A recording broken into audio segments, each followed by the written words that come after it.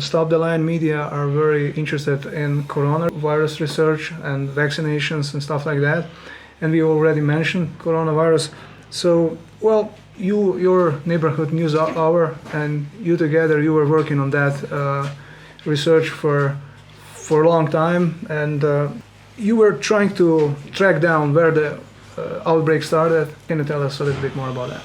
Sure. Well, let's go back to how you normally do an outbreak, okay? The outbreak for, I believe it was typhoid, when before you knew anything about what caused things, there was all these deaths in London, okay? And they had no idea what's causing this. They had no idea. So one guy, he was not a scientist. He was not a doctor. Mm-hmm. He got red pins, and he put pins where everybody died. And just like, dot, dot, dot, dot, dot. On a map. Yeah. And it all went to one house on the Thames River, okay? And he went into the house and looked at everybody, and he went and interviewed everybody who had family members that had died, and started looking at what things were in common with all the people that died. And they all looked out the window, and there in the middle of the square was one pump that they all used for their water. And they said, well, try not to use that pump. And it turned out that was how that epidemiology, without any science knowledge, was how we figured out typhoid. That there was waste coming down the Thames, and then this pump was drawing it up, and then okay, that started science, right? So that's all I did. This is why CNN leveled on me, and 60 Minutes leveled on me, and everything. All I did was say, okay, tell me about in Wuhan, where we had 1 million people in a gathering, maybe 100,000 volunteers, maybe 10,000 athletes, all coming together in Wuhan, with people coming from all over the world, 100 or more different countries. And then going back and spreading the disease. And then going back, because that's the only way you could have it going to 100 different countries, yes. Right? And it was the Wuhan military games, okay? And I didn't start that rumor. That was just my analysis. The foreign minister of China, who would have the best information about China's health, okay, said that the Americans brought it to Wuhan. The Chinese foreign minister, Li Jian, said that they brought it to him. And it was U.S. delegation, kind of implying that it was the State Department. Again, like Dilyana was saying, State Department. So that's all I was doing, is saying, okay, let's see if this guy's right. See if the data matches up. Yep, it's all right there. It's all, it matches all the things that would be a fire starter for a pandemic. And then I looked and said, boom, there's one gal who works for the top person at NATO, and she also is State Department. And I looked at her data, and she'd been to China in 2017. She'd been, or at least her devices had been to China in 2017 and been to China in 2018 and Singapore 2019, where they were doing a lot of coronavirus research. And then we found another woman with the same last name who was getting all the bids.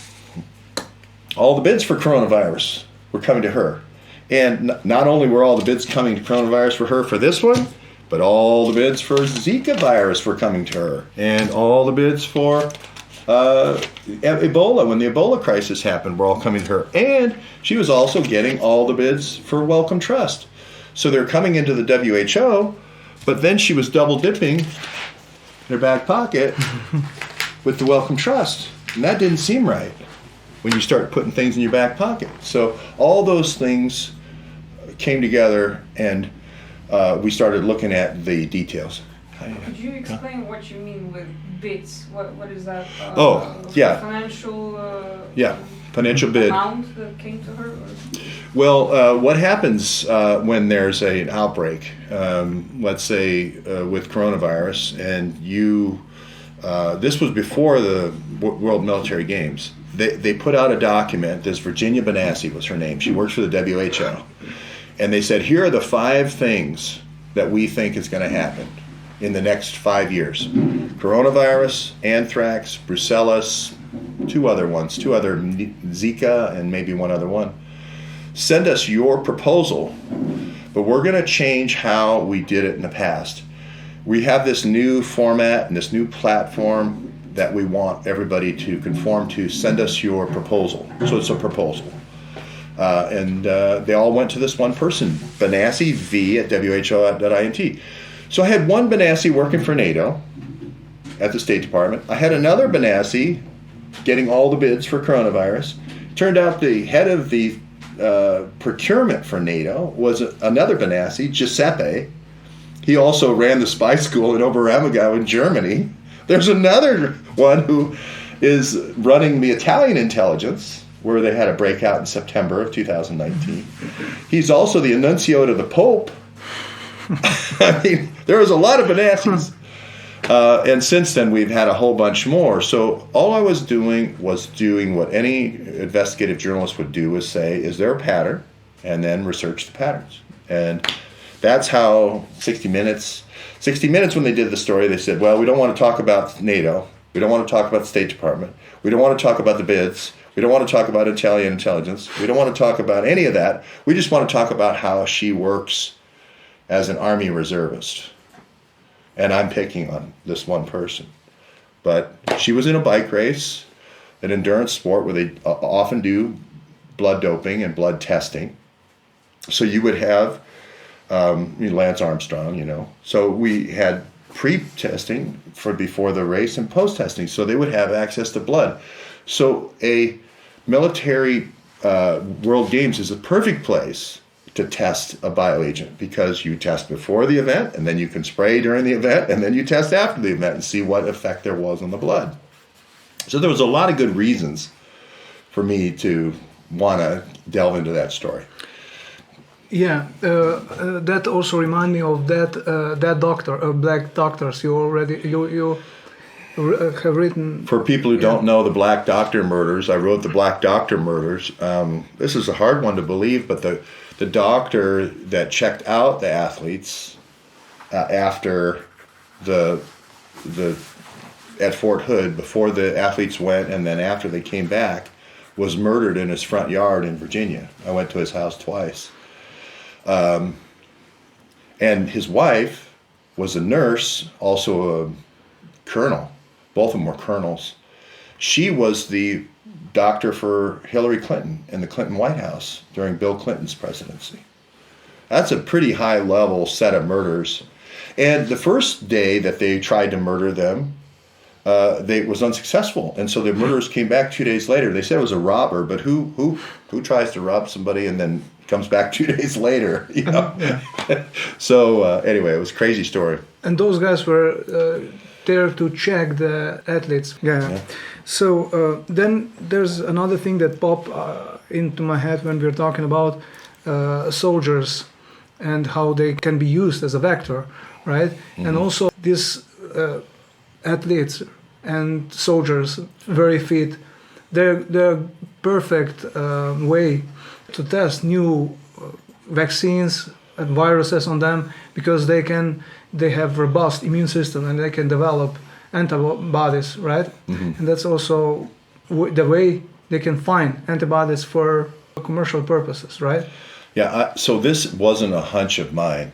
I had a partner who's now deceased, but she was a cop, and she had worked, later gone into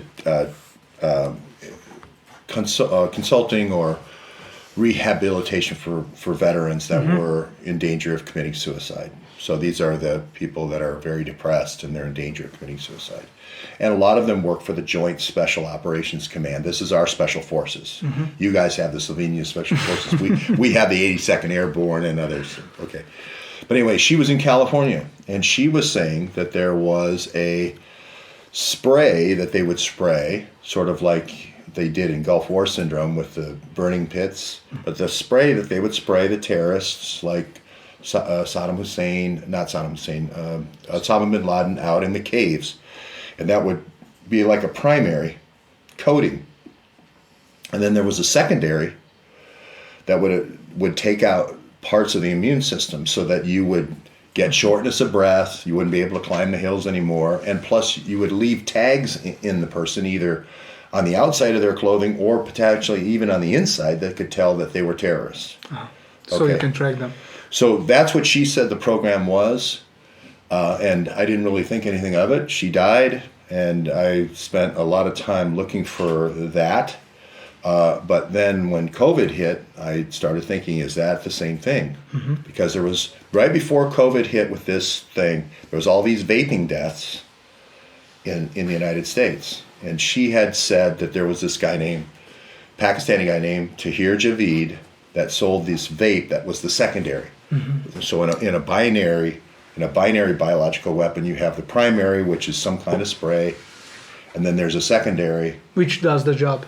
Which together, they have the effect of reducing the breath or endurance or stamina, and sometimes heart attack.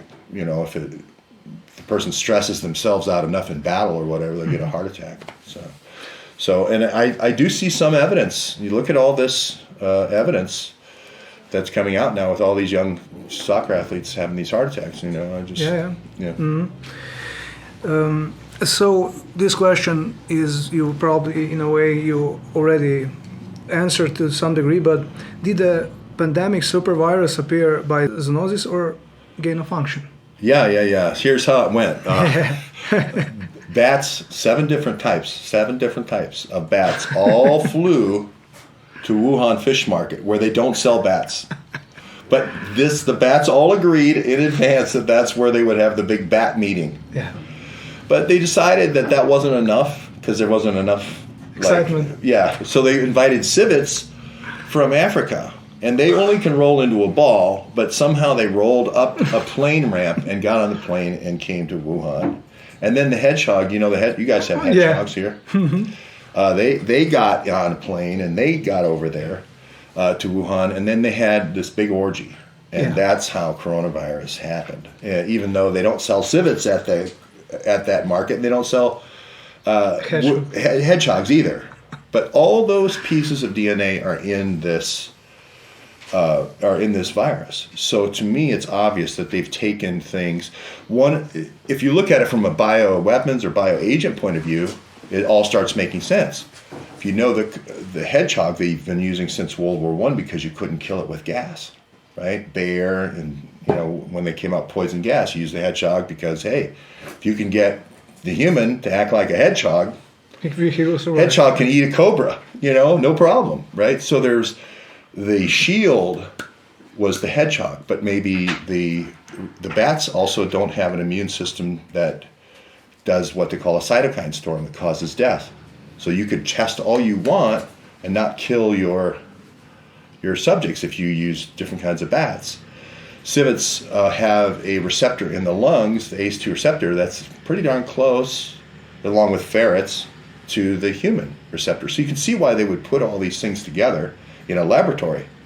But the group animal orgy thing is not realistic. No, and also there's a little thing called HIV insertion, right? Yes. Well, there's a lot of things that ended up in there. There was a furin cleavage site that people have talked about, which is a human furin cleavage site, which animals never would develop. So that didn't make any sense. The Nobel laureate David Baltimore, when he first saw the furin cleavage site, said that's the smoking gun, that it's a bioweapon. So there's a lot going on there. But I wanted to go back to the thing I was talking about with the epidemiology. The State Department later came out with the cluster analysis and said the Wuhan Games was the first big cluster of the breakout, verifying what we said 2 years later. So the speculation... You were a big conspiracy theorist, and now all of a sudden you're right? My new nickname is Conspiracy Theorist Who Was Proven Right. Yeah, that's right. There is quite a pretty good community, big community, let's say here in Slovenia, who see Robert Malone as a kind of whistleblower. He says many good things, many things that we trust him. We believe he's talking what seems to be right, but there's more to the story, right? Yeah, well, he's sponsored by the Tobacco Institute. Okay, so a lot of people don't know that. He's been involved with a company called the Vapor Bar. So, that vapor, that could bring in a secondary, and that's the quickest way to the bloodstream through the lungs. Plus, the thing about vaping is people will do it voluntarily, and they'll self-dose 20 times a day. Yeah, no restrictions. No problem. No COVID restriction necessary. I don't need to force you into a line to give you a shot. They'll do it 20 times a day. Same thing with cigarettes. So it's a much better vector. He worked on a cigarette vaccine and a vaping vaccine for U.S. soldiers in Iraq. So there's a lot of things he's done with. So was his wife, Jill Glasspool. So there's a lot of things he's not telling you, and a lot of things point to a secondary. That would be, you take the two biomarkers together and you create this tag for the terrorist. The only thing, my concern is, I don't mind chasing terrorists that way, but I just don't want us to be the people that they're tagging as terrorists. Because we didn't do anything. We just were voting and talking here in the mayor's wonderful place. Yeah, so, but, excuse me, but correct me if I'm wrong, but at this point in USA, just for saying things, you can be classified as a terrorist. You don't have to really do anything. Watch list, FBI watch list, yes. Yeah. I'm sure I'm on it, believe me. Yeah. I would say, yes. Yeah, and that's not the civil rights, I think the European Union is talking about a statement of rights. There was the rights of man with the English, and we have the Constitution, the Bill of Rights. But there's, I believe, some kind of European statement of rights where you still have a right to privacy and a right to free speech still, right? I think, maybe. Yeah, maybe on a paper. No more. No more. Yeah. No more. Today was this law that was violating our rights with this PCR tracking. What he's saying is that today Today. the court of the what you call a Supreme Court in the USA, but Slovene version, it's constitutional court, decided that the tests for PCT were not constitutional. The checking of people was against constitution. But it doesn't change anything for us really. Yeah, it's after the fact. Yeah. It's after I called my lawyer and no money, no funny. Oh, okay. That's why they call you Spitzel. I remembered that. Isn't that right? That's a family name. No, it's not your name. Okay. Yeah.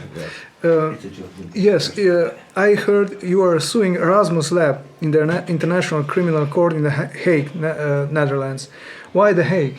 And tell us a little bit more about that. Well, supposedly when countries violate, commit war crimes and do crimes against humanity, you are supposed to be able to take them to the World Court if they've signed the Hague Convention. There's about 80 countries. The U.S. hasn't signed it. China didn't sign it. Russia didn't sign it. Ukraine didn't sign it. That's why you use Ukraine to do all your funny business, right? Yeah. But the Dutch did sign it, and that means the Erasmus Lab is under the jurisdiction. And to me, it's a war crime to create a gain of function. First of all, bring back Spanish flu. Can you believe that? That's what they did in Erasmus Lab. Bring back Spanish flu, and then do gain of function on coronavirus to make it more infective and more deadly. Those two things. That's war crimes. Yeah.